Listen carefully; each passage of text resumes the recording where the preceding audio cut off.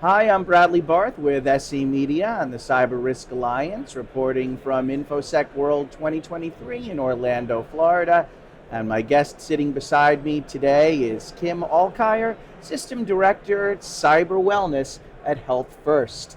Her InfoSec World session that she has been speaking at today is titled Chaos to Control: The Importance of Recovery Tiering. Kim, thanks so much for joining us today. Last year, Hurricane Ian struck during the InfoSec World Conference. We all had to try to get out of here as fast as possible. I know your presentation also actually includes a reference to a year in which Florida was hit by 4 hurricanes in short order. What key lessons in disaster recovery and business continuity come out of physical disasters like this that can also translate over to cyber attacks? Yeah, that's a great question. So we're fortunate, if you can say that, to have hurricanes be our disaster of choice here in the state of Florida, because typically they come with some warning, right? We can see them coming a few days away. We have the opportunity then to do some extra backups and things like that. Unfortunately, with something like a cyber attack or a cyber event, you're not going to get that same notice. Another big difference is that they're going to be more likely to be persistent.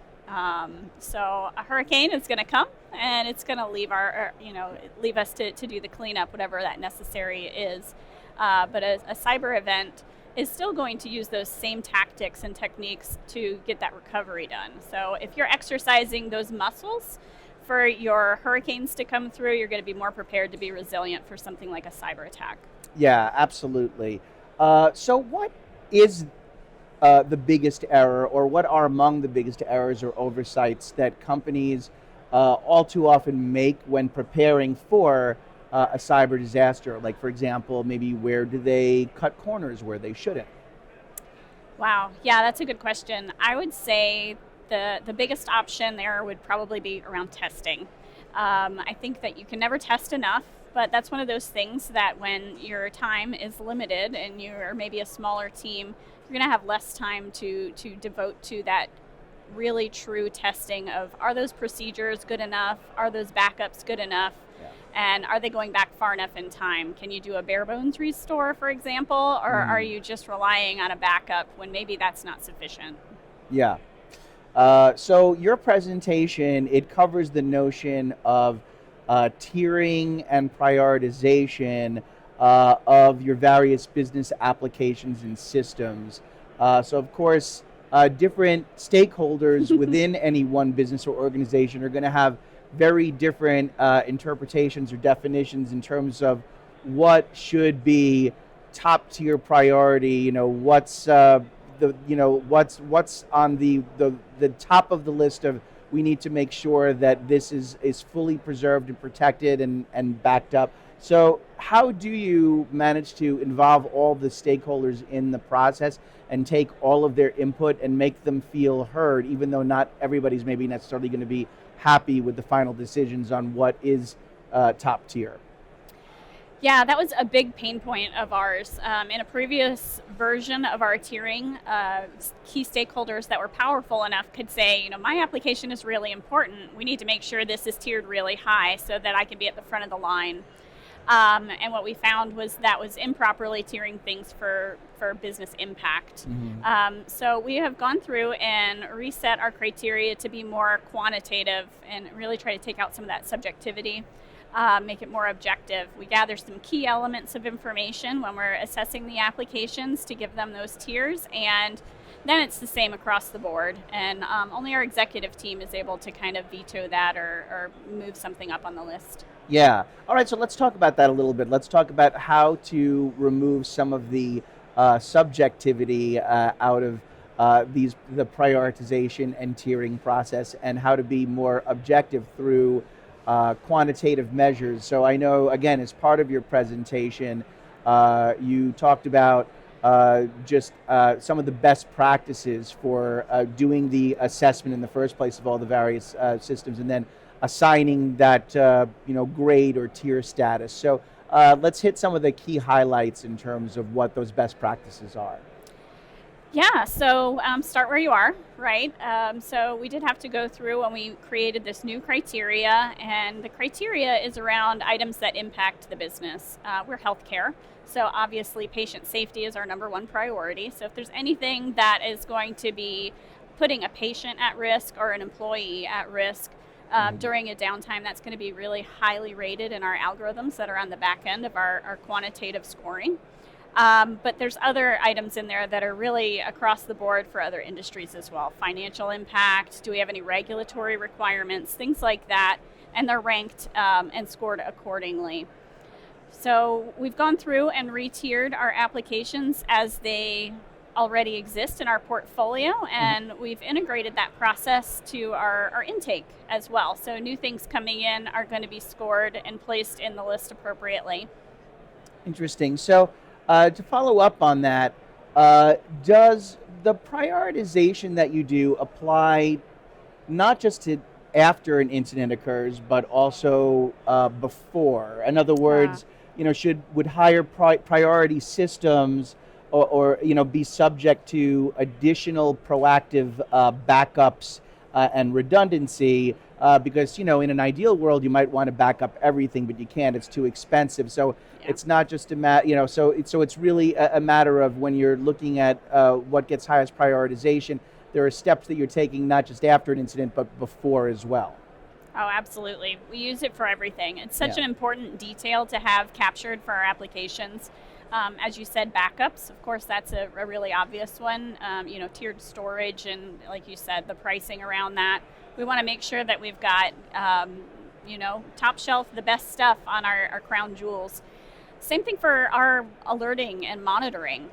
So our tier applications are used by our infrastructure teams and our security teams for all of their processes to be able to identify what is most important, what gets first dibs on limited resources, whether that's compute, human, time, whatever it is. Got it. Yeah, so to summarize, higher priority means that in terms of both the proactive measures that you're taking and then the reactive post-incident recovery that you're doing, anything that is in that top tier, that's getting the most attention first, and then obviously in descending order from there.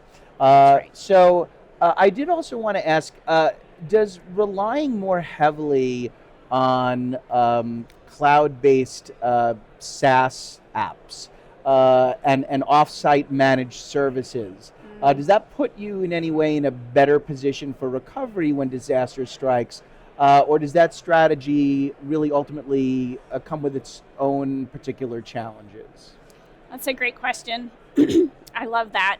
So whenever I'm asked about cloud and anything, you've just got to know that all that means it's in somebody else's data center, right? Mm-hmm. So you really don't know, even with really good due diligence and attestations and reviewing their SOC 2s, how well and how well they're going to continue to perform in those areas, because it's out of your view.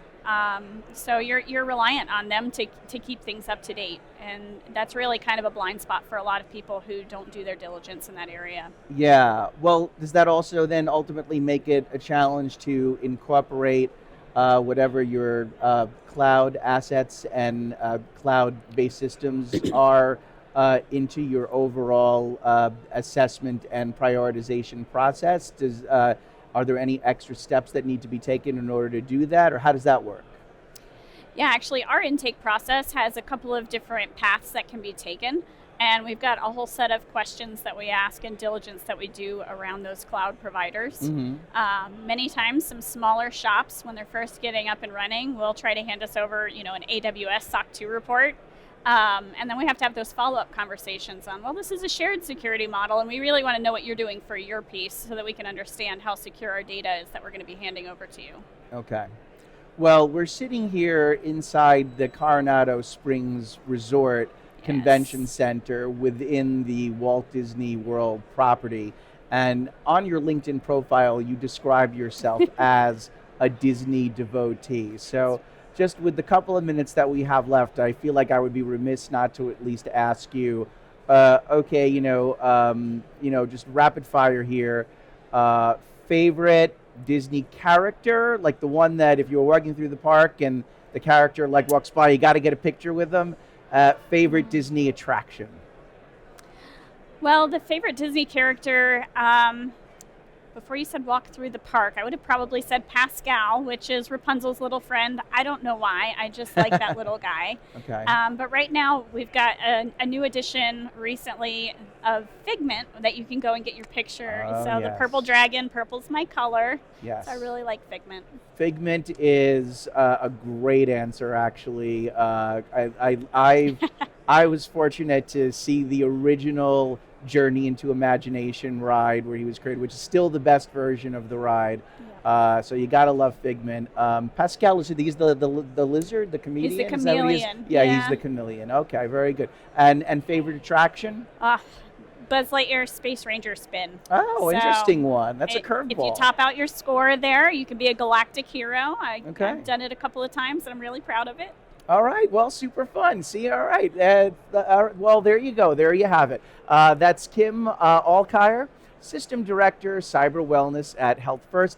Kim, thanks so very much for joining us today. Really appreciate it. And for those who are watching today, just a reminder again to please check out SC Media and Security Weekly for continuing and ongoing both live and on-demand coverage of the InfoSec World 2023 conference. Lots more still to come and plenty to look through. So we'll see you all again later.